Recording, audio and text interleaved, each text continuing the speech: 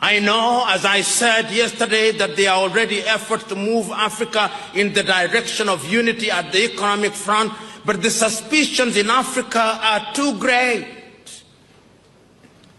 The African politician is perhaps, with due respect to them, Africa's curse.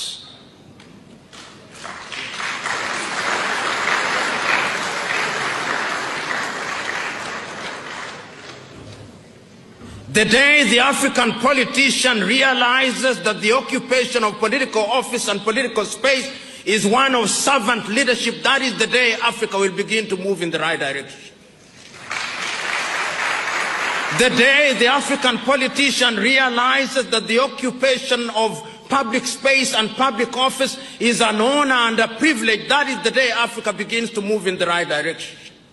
The day the African politician recognizes that the occupation of office is not one for the privatization of public wealth, that is the day Africa will begin to move in the right direction.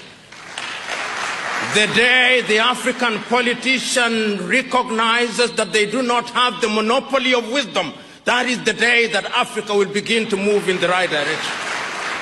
The day the African politician realizes that longevity in office is not the solution to African problems, that is the day Africa begins to realize their potential. The day that the African politician begins to remember that the electoral vote is a charge for them to deliver on health, on agriculture and education, that is the day Africa will begin to know her place in the world. The day the African politician is liberated from the chains of greed, that is the day that Africa will realize her potential. And I say all that because it is not lost on me that one of the reasons why Africa cannot unite is because we have become so used as politicians in Africa to our little countries where we are treated like demigods. And because we too, we who are the led, we have treated our leaders as demigods for too long, and they now are conditioned to believe that they are gods.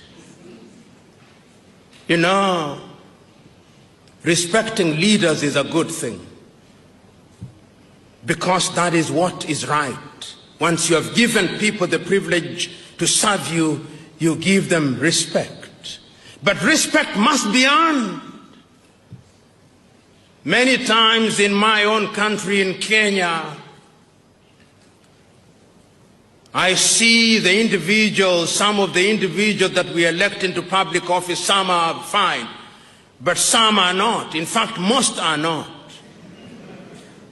And in my rural village, they elect some semi-illiterate individual who everybody knows is semi-illiterate, and everybody knows he is not wise.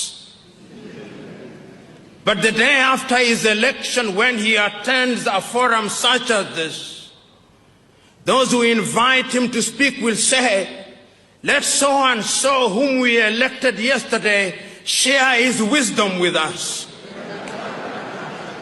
And I want to assure you that there is no magic in the ballot box. If you are a dunderhead, the mere fact that you have been elected does not convert you into anything. You just remain an elected dunderhead.